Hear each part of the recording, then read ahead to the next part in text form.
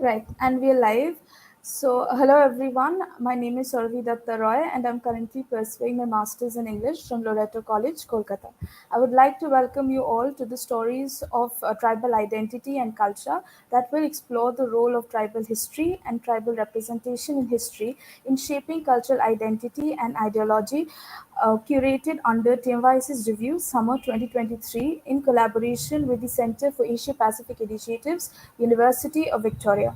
We are also calling for submissions of essays, poems, and short stories under the project. To know more about the submission guidelines and project architecture, please visit www.tellmeyourstory.biz. The topic for today is Overcoming Barriers, the Success Stories, under the sub-theme The Ever-Changing Status of Women in Tribal Communities. This evening, I consider myself extremely privileged to be in the company of our esteemed panelists who will share their insights shortly with us.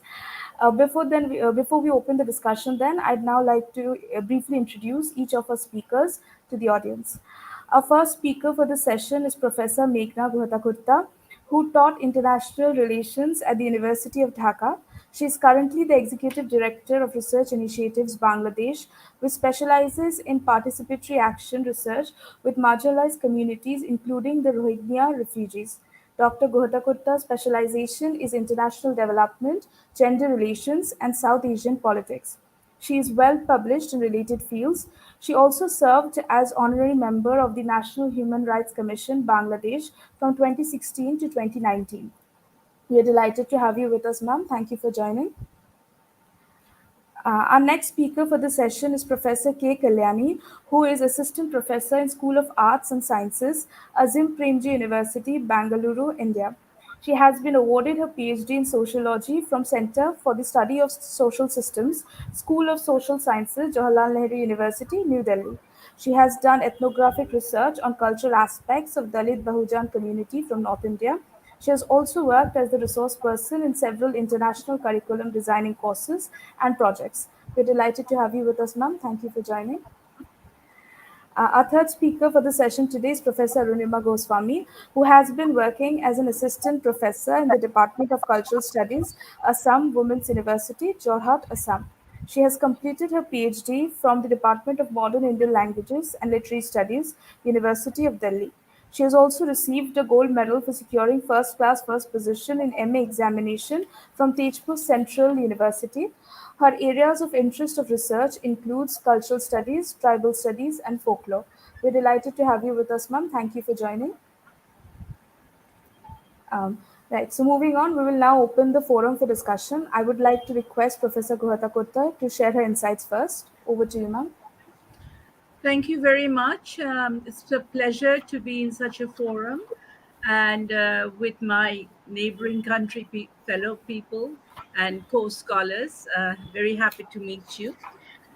Uh, Today's discussion is mostly about the status of women in what you would call tribal societies, but that's the problem of nomenclature in Bangladesh because tribals are, although they are documented variously as indigenous in some documents, indigenous, but with an amendment, the 15th Amendment of our Constitution, we called indigenous people not by their names, but not as indigenous, but as tribes, um, uh, small nationalities, or Kudro Jati Goshti, Onri Goshti, which is aboriginals, etc., which is often refuted by the people themselves, the indigenous people themselves.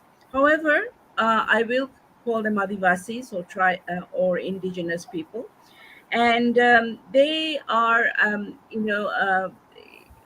also there's a controversy regarding the numbers that they populate in Bangladesh, because our census does not always desegregate between ethnic communities and majority communities, but generally speaking there are about 45 ethnic groups in Bangladesh. Some occupy the plain land and some occupy the Chittagong Hill Tracts, which borders the north, the southeast, which means it borders Assam and the Tripura and also the um, other parts of northeast India. And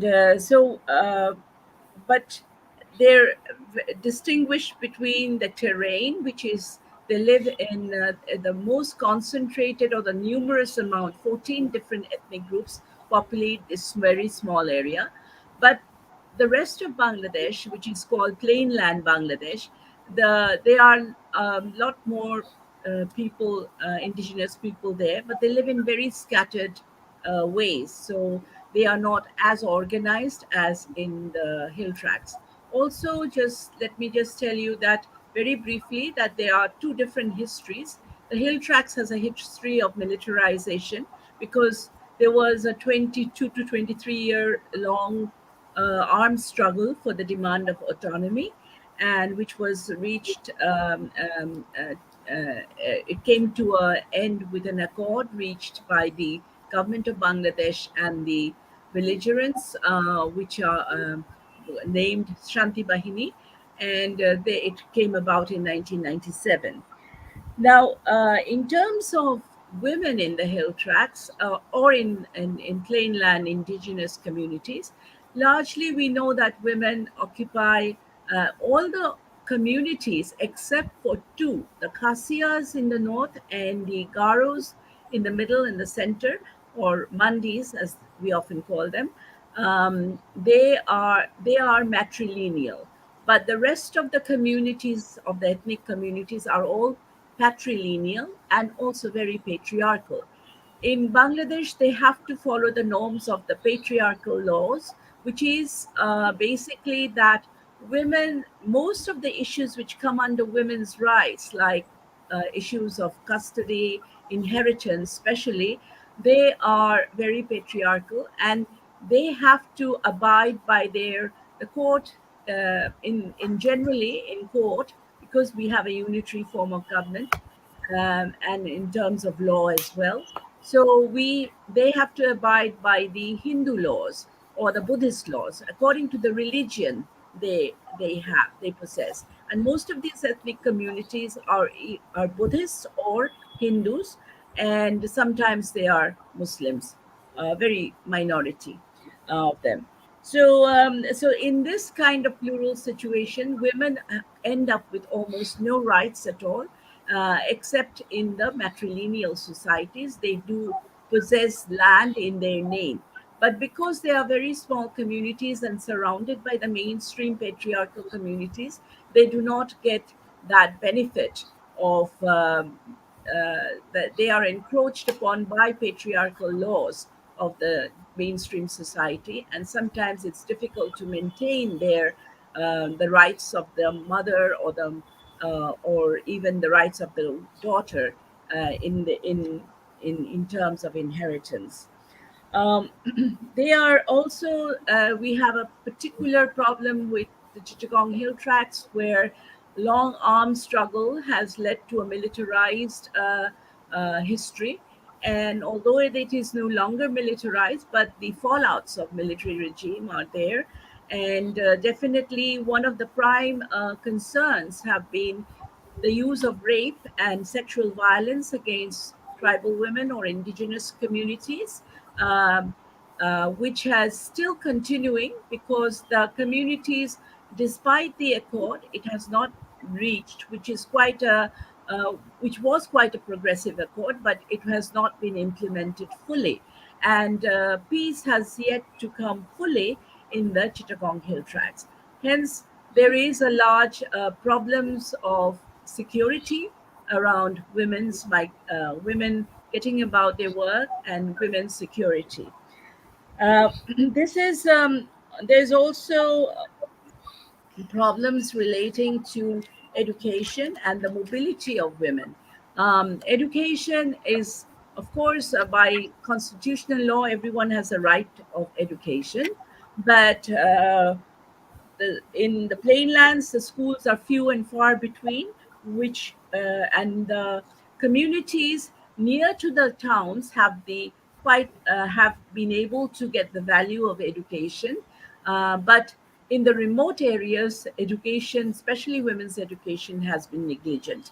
So in the Chittagong Hill Tracts, they do have a very high rate of education, because traditionally education was taken as a way of resistance against, and a way to bring forward their demands to the nation state of Bangladesh. But unfortunately, in the remote areas of the hill tracts, the education has not permeated as deep as it should have been. And of course, in the plain land too, we see women far less educated than the majority community.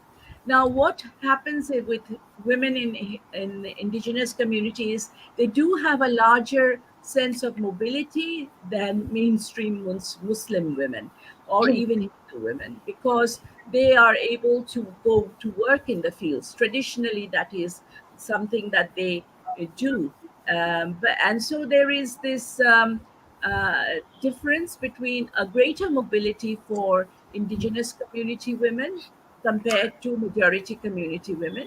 However, there is also a problem of of security, because they have to travel far and few between, and because of the domination and the negligence of such communities still in the remote areas. It is not a safe journey, and we see many schoolgirls being attacked on the way. We see many women working in the fields being discriminated against, as well as in wages, as well as in terms of their security, their safety. Uh, Despite all this, women have been coming forward, because there is a vibrant women's movement who, not initially, but over the years, the majority women's movement have taken an inclusive approach towards women of indigenous groups, and they have welcomed them in the national women's movement, though they come in fewer numbers. However, I think most of the women's organization among the indigenous groups is growing slowly day by day. But in the Chittagong Hill Tracts, it has been mostly because of the resistance that they had towards discrimination, and the demand for autonomy has given rise to well organized groups like the Hill Women's Federation. In the plainlands, the organizational setup is not as much. But our organization, Research Initiatives Bangladesh, has been working with plainland women, indigenous women, and through participatory action research, we have been able to imbibe a sense of belonging and sense of ownership of their rights and their problems, and given them support to do local advocacy to demand their own rights. And things have been, there is also, because land is a very central issue to all development problems in Bangladesh. There is a scarcity of land. There's also increasing loss of land among the more marginalized, especially indigenous people. And this has brought into perspective, not only are they losing, because often indigenous community don't have individual property, but they do have a sense of common land. But now we see an encroachment of land, even in terms of graveyards or crematory grounds. These are being taken away by vested interests. And we see women using the right to information. We see women using dialogues with local authorities and reclaiming those lands, and they have been seen to occur in one or two instances in our communities that we work with. However, I think at large, the women's question in the indigenous community is still has a long way to go. Thank you. All right. Thank you so much, ma'am, for your insightful observations. I would like to request Professor Kalyani next to share her thoughts on the topic. Over to you, ma'am. Thank you, Sourabhi, and hello, everyone. Thank you, Meghna. That was really insightful discussion by you.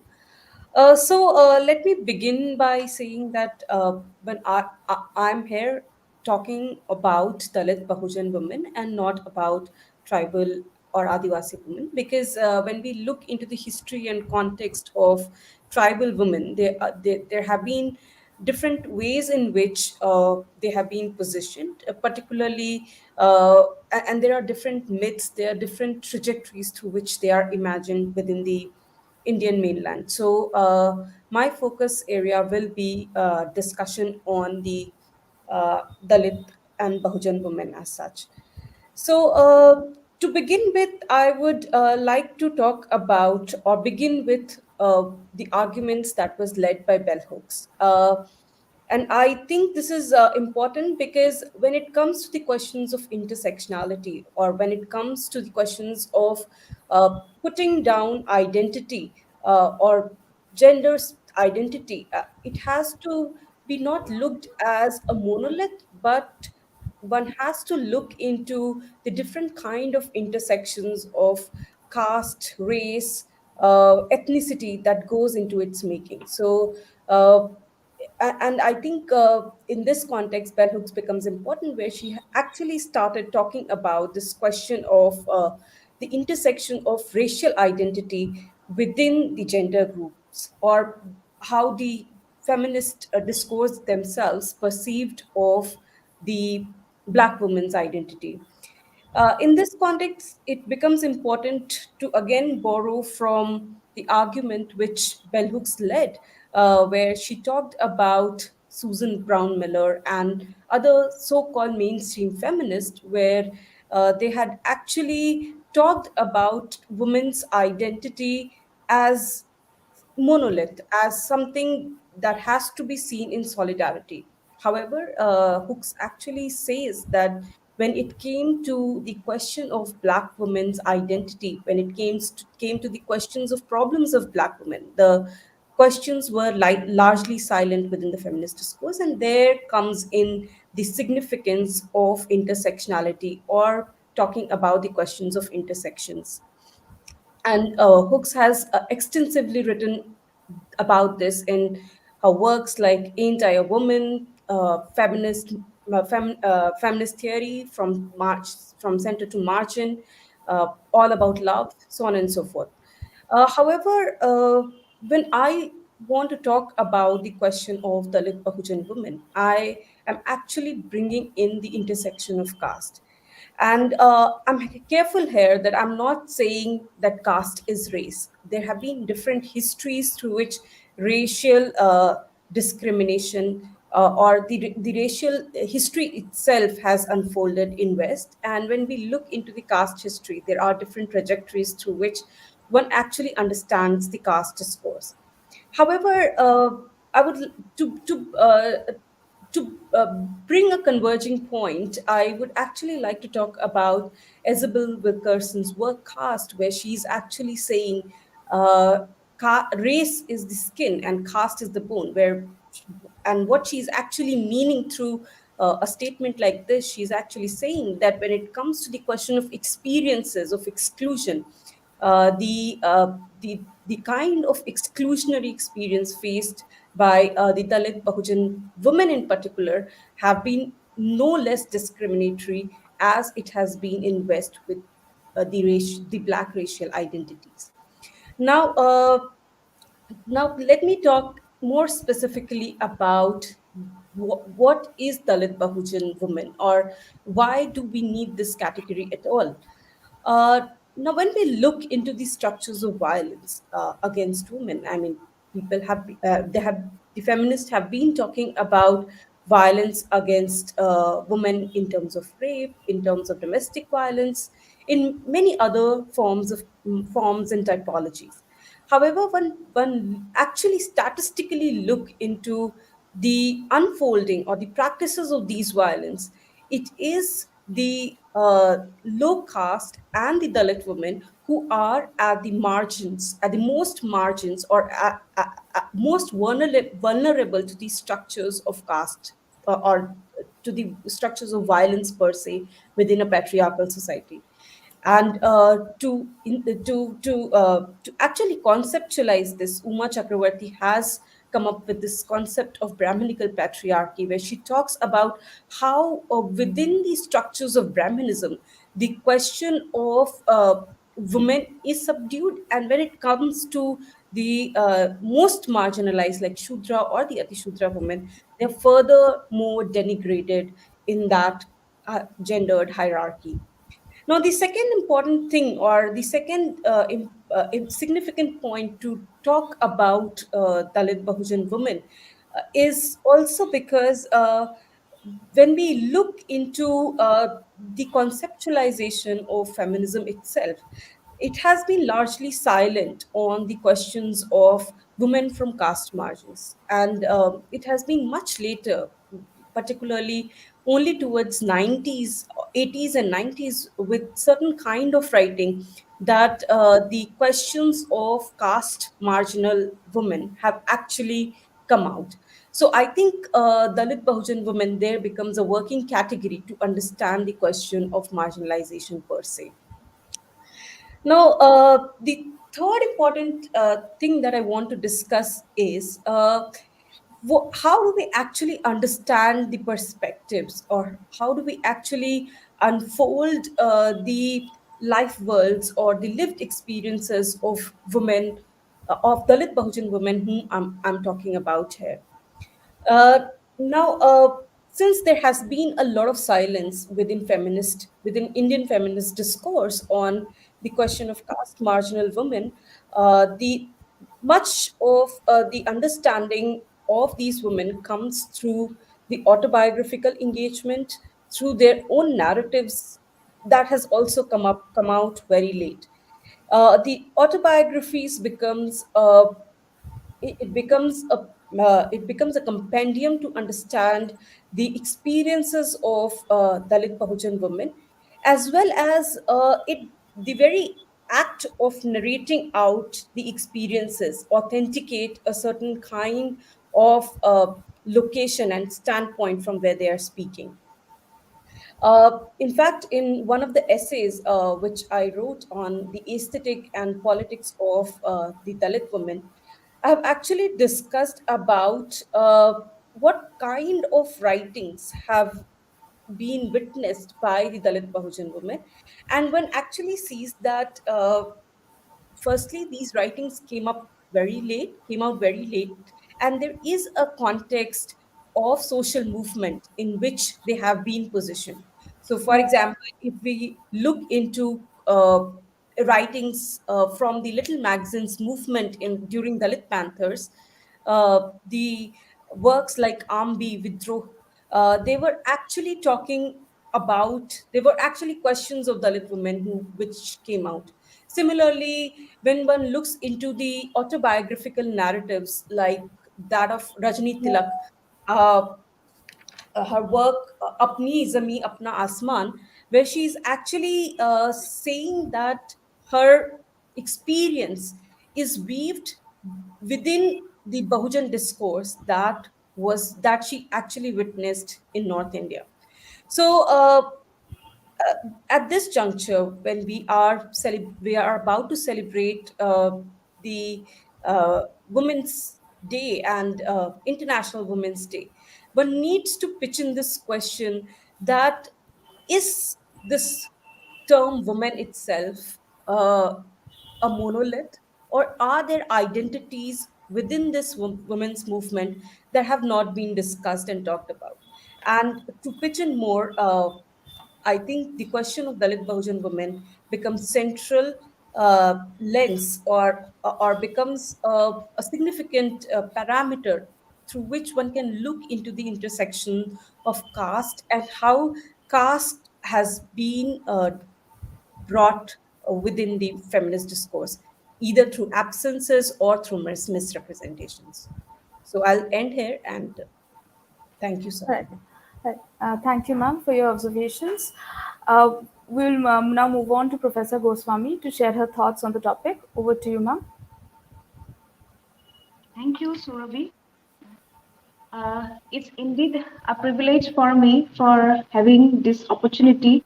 And in this regard, I would like to convey my heartfelt thanks to the esteemed members of Tell Me Your Story. And it's again it's a kind of honor for me to share this session with renowned academicians like Professor Meghna, Guhathakurta, and K. Kalyani. Good evening, all. So, as we arrive at the threshold of India's 75th independence, so it's a very good time to contemplate on how our tribal population has been transformed or being touched by various developmental projects, and how these tribal population have played their part of role to bring developmental changes to their societies. So tribal women in India, comprising around 47% of tribal population of India, they possess a profound understanding of their community life. So there are examples of individuals and women who have shown their ways to inclusion and development. So they are very much trying to, or they're trying to bring changes to their society through various income generation activities, and these kind of activities have shaped their worldviews and has opened up new avenues for them. So if we need to understand women in specific historical conditions, we also need to understand women's participation in socio-economic and political activities hovered in traditional as well as modern agencies. So her role in these areas is related to the broader domain of social structure, and her developmental activities has also shown ways to national integration. So tribal norms are somewhat very much liberal to women, and there are various women who still follow the customary lifestyle, including position and behavior. So they can roam around freely, they can visit markets, even they can select mates. So the tribal women are not only an integral part of the economic sustenance of their household and their community, but they are more apparent in the public. So here in this context, I would like to give an example of a community of Northeast India, that is Karbis of Assam, who that Karbis are scattered in different parts of this region. We can see that their rural economy is basically based on household economy, and these the women are very much responsible to grow products and to manage poultry and weaving. So as part of my field work, I visited one market of Diffu, Karbi Anglong, that is Lora Langsu Sunday market. And this market is basically run by the women, and the women they sell products, the homegrown products basically. So this particular marketplace is not only a economic space. So besides economic activities, this particular marketplace also has appeared as a space where exhibition of their culture, then assertion of their ethnic identities, and creation of social relations take place. So this market, the women, they start at around 4 a.m. in the morning from neighboring villages, and they cover 20 to 30 kilometers to reach this particular place by foot, and they keep a basket full of articles grown by them at their back, and they reach the market, and the market is start by 6:30 a.m. in the morning.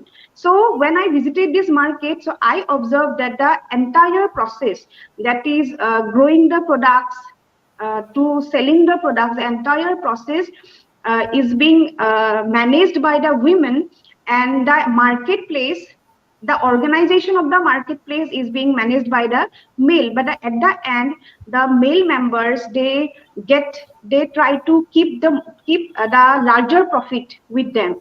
So to come out of this kind of unequal bias and definitive bias, unequal and definitive bias. So few women of the Karbi Anglong have they have thought to establish something of their own, and uh, they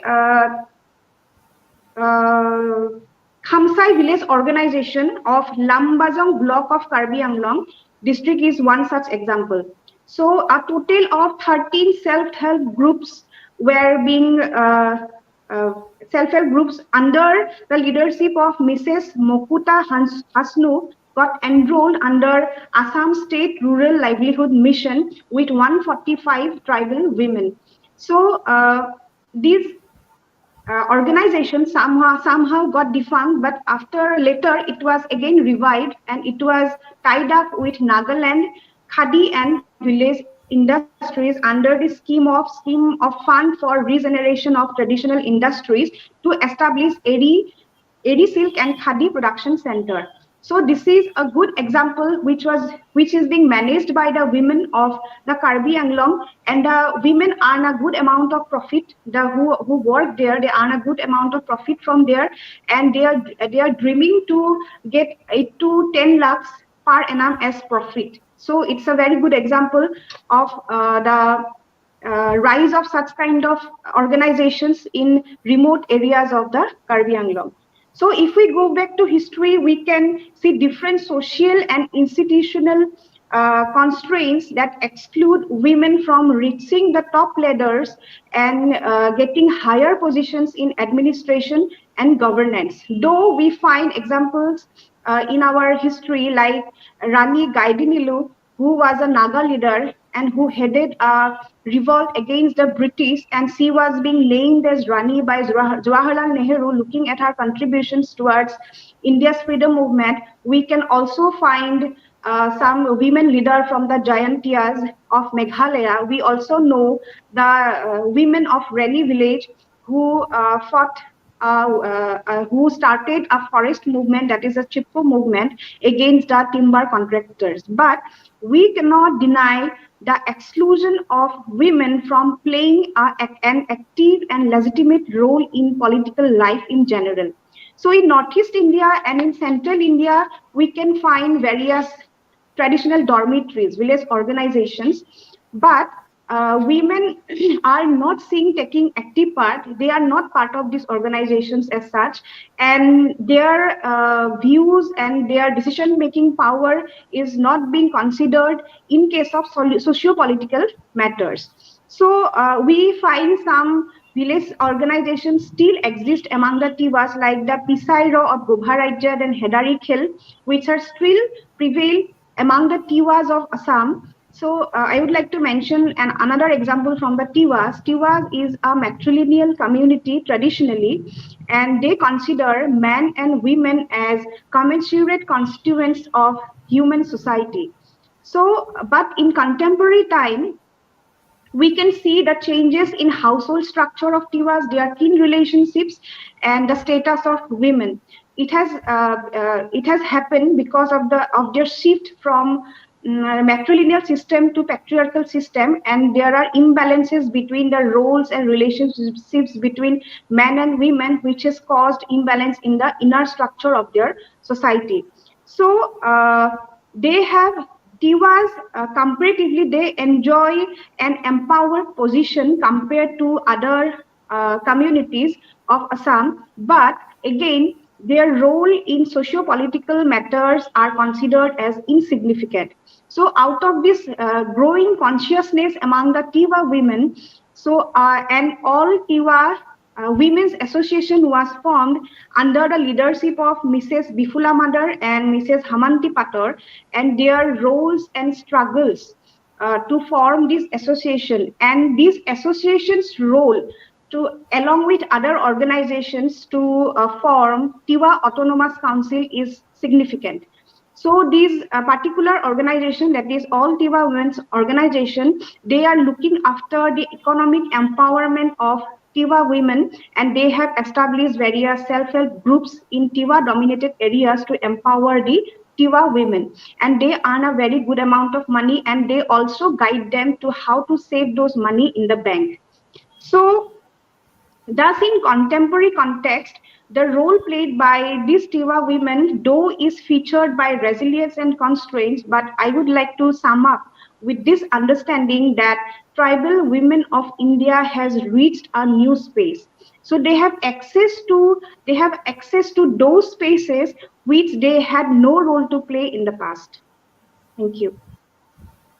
Right. Thank you, ma'am, for sharing your observations with us. So I would now like to move on with to the short Q&A session that we have prepared. So, my first question is for Professor Guhathakurta.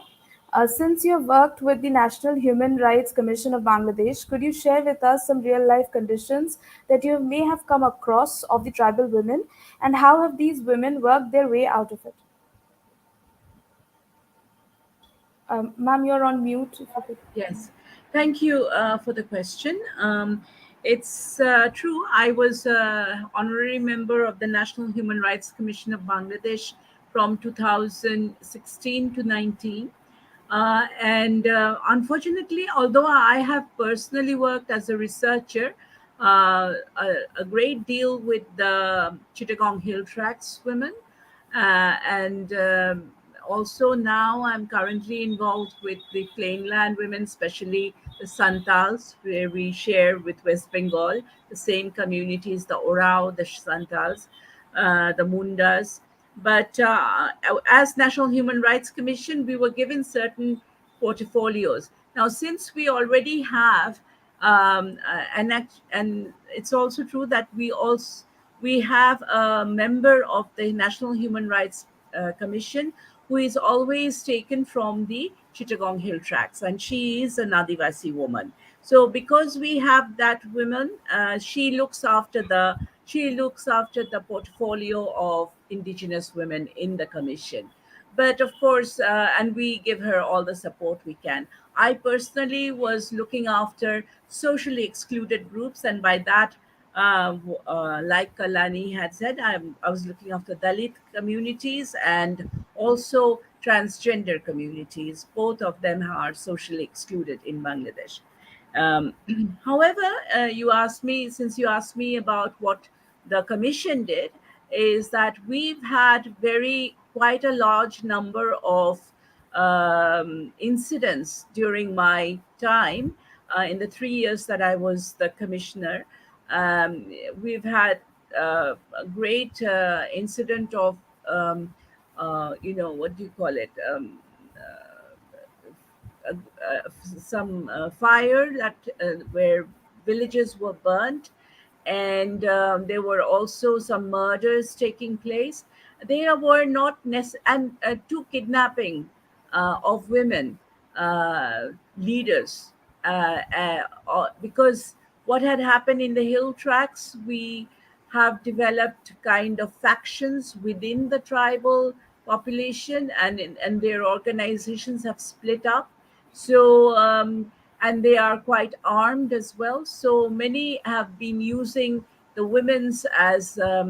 uh, women's, uh, using sexual violence as a way to gain advantage over the other groups. And so we happy to say that the girls who were kidnapped were rescued, and they came back. But many faced difficulties in their families faced difficulty in having to live within the hill tracts community, and some were forced to migrate to Dhaka or elsewhere. So we still see some community. So as far as police action or the protection of the women go, we did whatever we can by mobilizing the law enforcing agencies. And I think one particular way of addressing protection of women through the commission was to go for field visits, field and investigation. Now, whether something comes out or not, at least the presence of authorities where the people can go to. Sometimes, often, the law enforcing agencies themselves are implicated in the in the crimes that take place. So the indigenous people don't always feel safe to go to the police. But in our case, they can come to the commission, and we set up a particular office in the Rangamati, which is in the hill tracts area, where people can come and give complaints. How effective that is, you may ask, but how effective? I think a start has been made, a beginning has been made, but the culture of human rights and the culture of accountability of authorities and establishment have yet to go a long way before we establish some kind of rule of law in these areas, especially an area as disturbed as it was in its legacies in the hill tracts. But I see hope in the fact that many women's organization, as I said, one of the main issues have been inheritance of women, uh, and and especially indigenous women. So by indigenous customs, they may get a lot of preference compared to the law that they have to face in the courts. So sometimes going to the court is the best possible way. Sometimes not going to the court, but going to their own customary practices, arbitration practices, is sometimes. It depends on the situation, and I think uh, the answer I can find out is how have these women worked their way out is to get into organizations which try to study their own problems and define their own problems in their own way, and then find their own organizational base. Only they can formulate their own agenda. Some Bengali women going there, forming an agenda for them, is not done.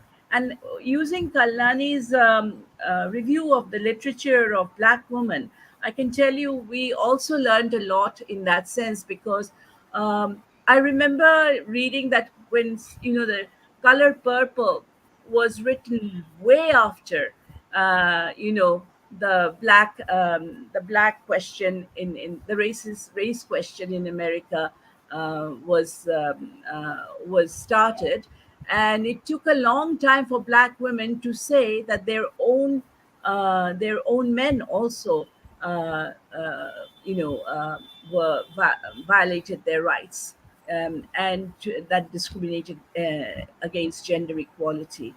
And especially when you have uh, just undergone a military armed struggle with the law enforcing agencies, then it's very difficult for women in these community to speak against their own men. So they often say that we will talk about our own rights, but sometimes those rights have to be subsumed under the fact that our men too are depleted of their rights. So we they have to couch the language of their demand in a particular way, which only they can do.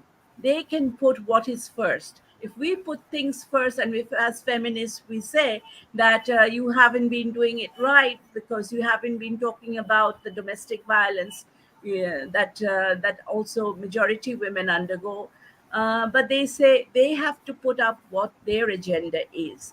And I think that is the answer to how they can come out of their own discriminations that they are facing in their communities.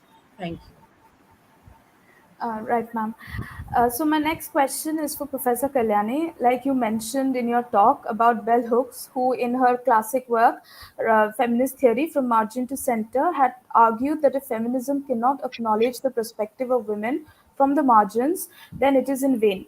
You yourself have talked about the same in your online article, stating that you can't exclude Dalits while talking about feminism. But is this concept truly possible to achieve in India, who stands divided on caste and creed on every level? And what can the Indian tribal classes do in order to achieve the spectrum, just like bell hooks did for the colored women of America? Thank you, Sourabhi, for that question. I think part of it was discussed in my previous discussion, but let me take a cue from there. So I think bell hook's work becomes significant to understand the caste question, not precisely because caste is race, but the ways in which she is actually talking about the structures of racism within as a feminist experience. So it's very interesting that in one of her works, like Ain't I a Woman, she's actually talking about Susan Brown Miller's work, and she's saying that when Brown Miller is talking about the question of black women, she is just limiting it to the questions of slavery. Or even if the the so-called white feminist, the mainstream feminist, if they have been talking about the questions of black women, it's just limited to the questions of slavery, as if with the abolition of slavery, or there has been uh, the question of equality to black women has been achieved. Now that's a problem, precisely because the very structures of slavery actually was not just it did not just end with a certain kind of a signatory legal premise, but then it was there in minds, right? So I think that's a very interesting theoretical cue point to begin with.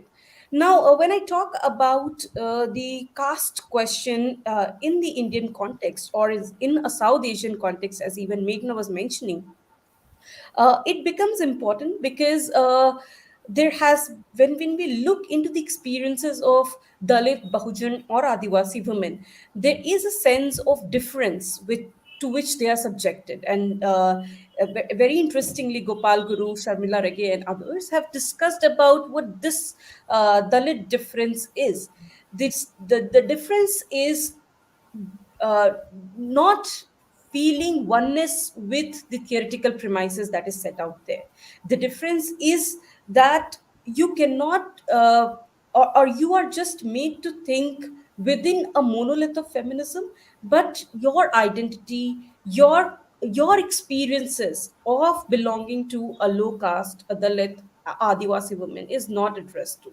And precisely, I think there is that is the important thing when we talk about Dalit within the Indian or the mainstream feminism, that the question of intersection of Dalit question within feminism came much later.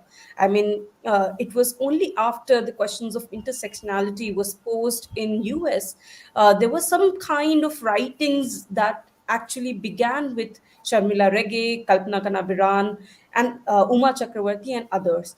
Now, what this becomes an important thing to understand, because it was not that before this kind of a theoretical shift, there was no writings that was done by the Dalit, Bahujan, Adivasi women.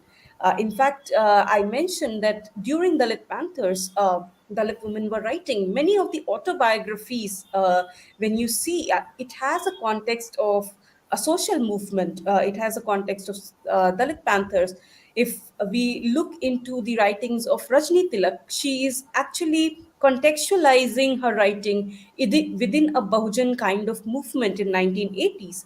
So I think it becomes important to understand at this juncture that how do we look into the question of women itself when it comes to the discourse of feminism, right? Is it that feminism has been a fanciful term which talks about all women solidarity without pitching in the question of differences? And I think there comes in this significance of the bell hooks kind of writing, where she's actually talking about uh, through her experience, she's bringing out a certain kind of debate, but then she's actually contextualizing that debate to understand the nuances through which the lens of feminism itself can be re-looked into. So, to your question on what can Indian tribal classes do in order to achieve this spectrum? I think the basic thing one can do is talk about it, and talk about it not just through experiences, but also through the narratives of resistance, through songs, through everydayness. So I think it is through such kind of new narrativization of the tribal women, or of tribal women, that we can actually engage with the question of justice to tribal women, for that matter. I hope Right. that answers. Right, ma'am. So my next question is for Professor Goswami. Given your interest in tribal studies and folklore, do you have any stories from the various folklore myths that can in some way connect to the conditions of tribal women in real life? Thank you, Surabhi. So, since I did a certain study on the Tiwas of Assam, so I would like to give an example in that regard from the Tiwa society. So, since the Tiwa society is traditionally a matrilineal society, so here there is a narrative that the relationship between the mother-in-law and the daughter-in-law is being symbolically fabricated. So the when where the acceptance of the daughter-in-law rests on daughter-in-law's forbearance to accept the avoidance enacted symbolically by the mother-in-law. So after the marriage, the when the daughter-in-law for the first time she comes to visit the mother-in-law's house, when she arrives, the mother-in-law shuts the door immediately, and the bride waits outside the door for some time, and after some time when the mother-in-law opens the door, then only the daughter-in-law can enter into the house. So this uh, kind of ritual, it's a part of their ritual. It happens with their society during the marriage in the traditional marriage system.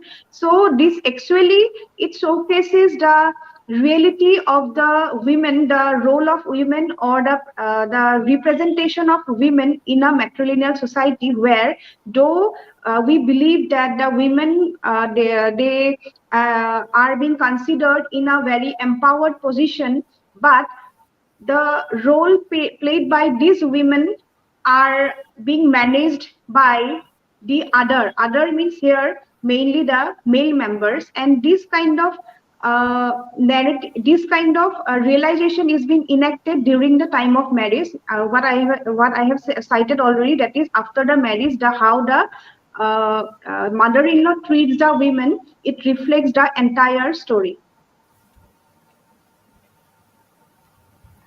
Right. My next question is for Professor Guhathakurta.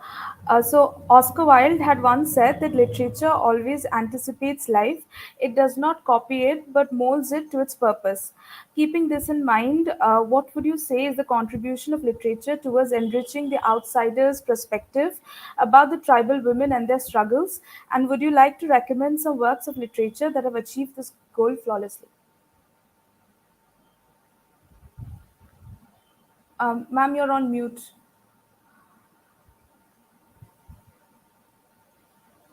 Um, Ma'am, we can't hear you. Are you still on mute?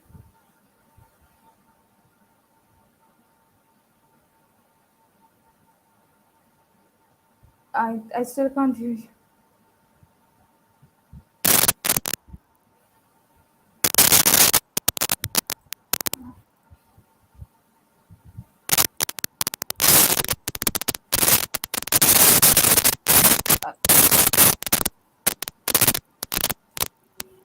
No, ma'am, there's some disturbances, but I can't hear you.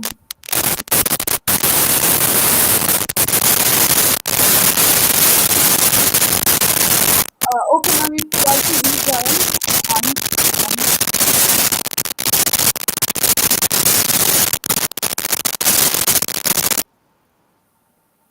Uh, right. Since while she's rejoining, the question is for you, Professor Kalyani. In your paper on aesthetics and politics of Dalit women's writings within Indian pedagogic practices, you explored the popular spaces in which Dalit women's writing have flourished and the tensions that exist between what gets included and what remains excluded from the pedagogic practices when it comes to Dalit women's writings. Could you tell us how the double marginalization of these Dalit women have reworked the aesthetics and politics within the Indian pedagogic practices? Thank you, Surbhi, again.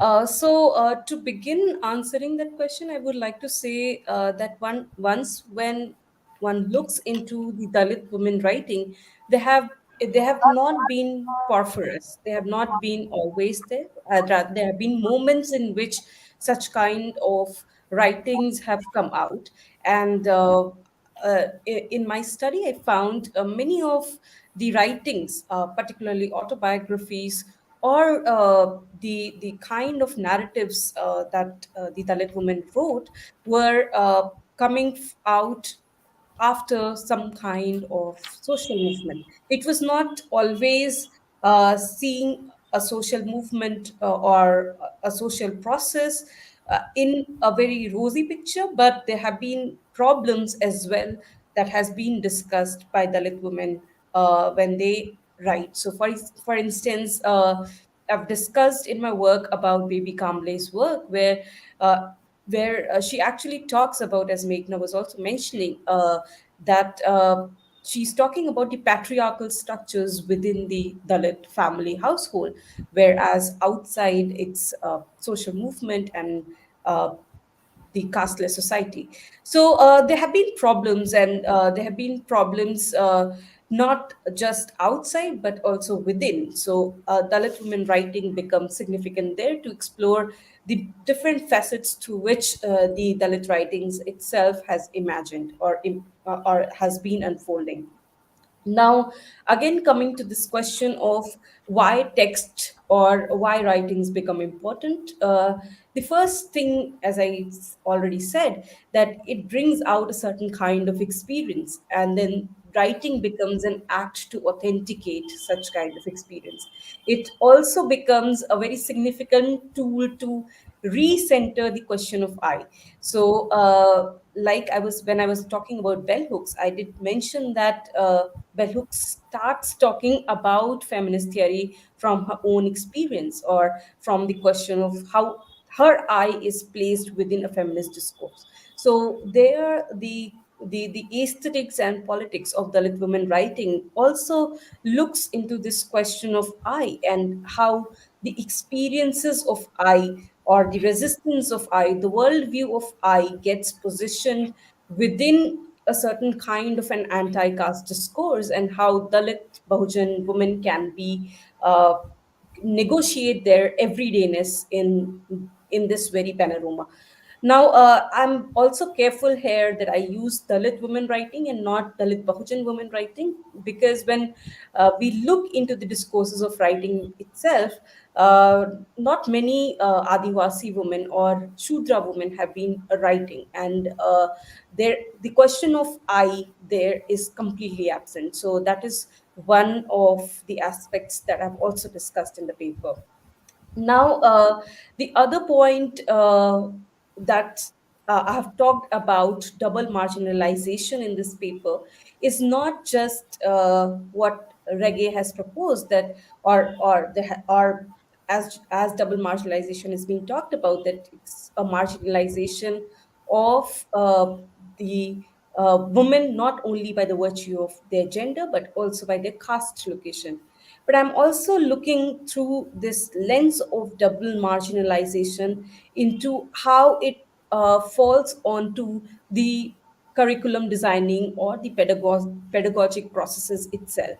Now, this becomes important because in my study, I found that the questions of or the very the engagement with the Dalit women writings per se has been almost absent within the pedagogic processes, and even if they are there, they are very they are there very subtly. So for instance, I have actually mentioned about Delhi University curriculum design, where when the Dalit women question comes, or the Dalit women narrative questions come, it's only as a very subsection of the Dalit studies.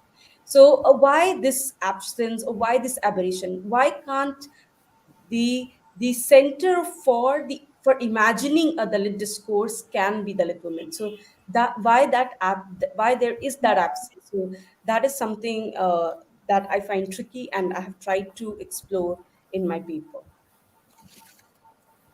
Right. Okay, ma'am. So I repeat my question once again to Professor Guhathakurta. So Oscar Wilde had once said, "Literature always anticipates life. It does not copy it, but molds it to its purpose." Keeping this in mind, what would you say is the contribution of literature towards enriching the outsider's perspective about the tribal women and their struggles? And would you like to recommend some works of literature that have achieved this goal flawlessly?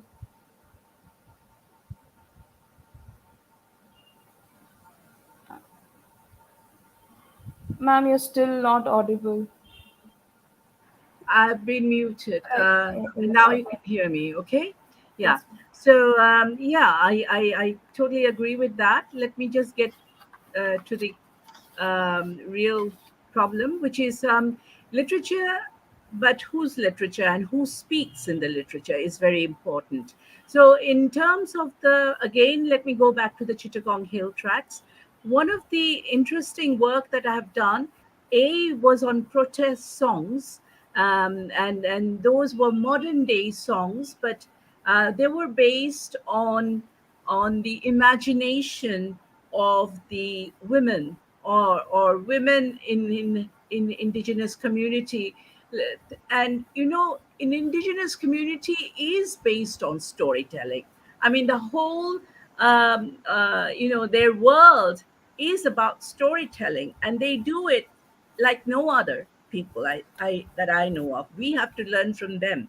And through these songs, I realized that when a mother is putting her child to sleep, and singing a lullaby, like any mother would. I mean, she's talking about the imagined universe that they live in. On the and also she's talking about her work, which is about weaving. They weave their own clothes, and as she's going threading the clothes, and then at the same time, swinging the baby to sleep, in one soft movement, she's telling a story of that universe, and that baby learns about that universe from her. So what can be more effective than that kind of imagination which will come through that literature? What happens is also ruptures of this universe. So it's not a smooth sailing all across. They are death. They are forced to come to terms with killings, with violence in every kind of way. And therefore, we also see resistance also drawing on their universe, and they're talking about resisting them in their own songs. So, and I found it very, very refreshing, as well as important for outsiders like us to go into those songs, to go into that storytelling aspect of indigenous culture, and also learn from it, even for ourselves. One of the interesting literature that came out of this struggle was Kolpuna Chakma's diary. Now, Kolpuna Chakma is this iconic figure who was abducted by the law enforcing agencies, the armed, allegedly army personnel, and she was never found, and that was 30 years ago. And the courts are still, holding that case. Um, so justice has not been, but her this disappearance or this kidnapping was the crux of um, resisting, and a woman's resistance which grew nationally as well as internationally. And therefore, but before Kalpana Chakma was kidnapped, she was the organizing secretary of the Hill Women's Federation. She used to write a diary, and that diary was found by some field level investigators who went to investigate her kidnapping, her abduction, and they brought the diary to Dhaka, and it was then published by their own organization, which is the Hill Women's Federation.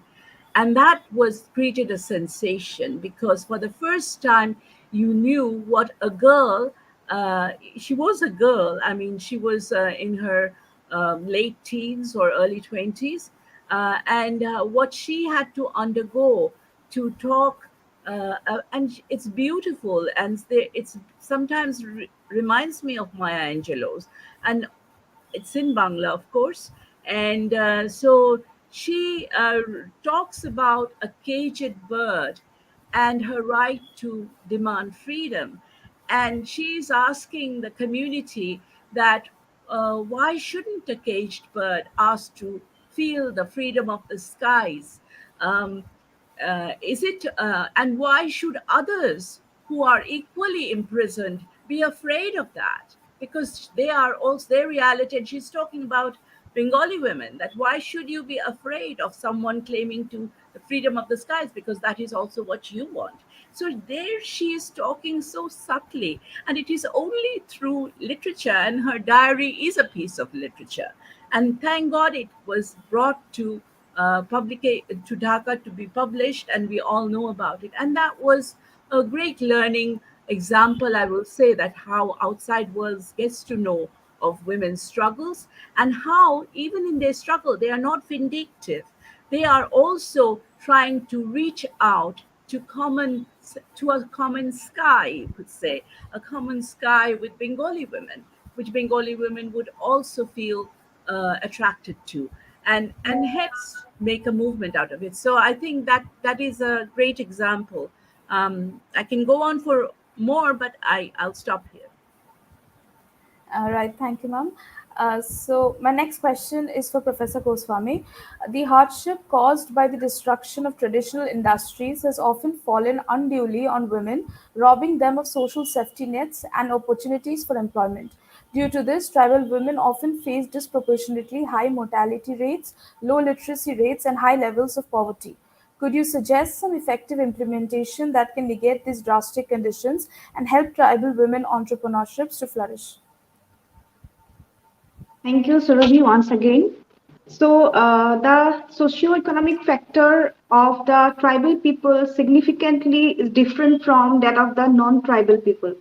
So, traditional entrepreneurship exists among the tribal people, and which is being manifested through simple technology that fits with their external environment. So, when we visit Meghalaya, we can see various shops run by these Khasi women here in Shillong and Nongpo. So, this is a but it is a fact that the economic system or the traditional entrepreneurship is yet to be a part and parcel of the modern economic system because of so many reasons, as you have mentioned, like uh, lack of education, then inaccessible habitation, and their lack of awareness. So they run in a very separate economic system, which is different from the modern economic system. So in this regard, I would like to suggest that the tribal women they can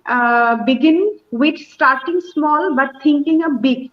So if the initial hardships are being crossed by them, then they can in future face challenges and risk. So and these tribal women should have a startup capital.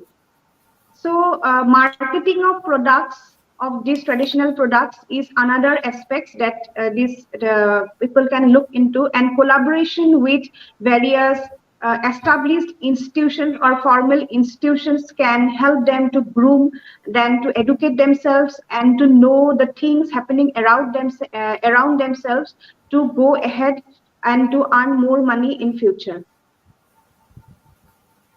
All right, thank you, ma'am. So this brings us to the end of today's session.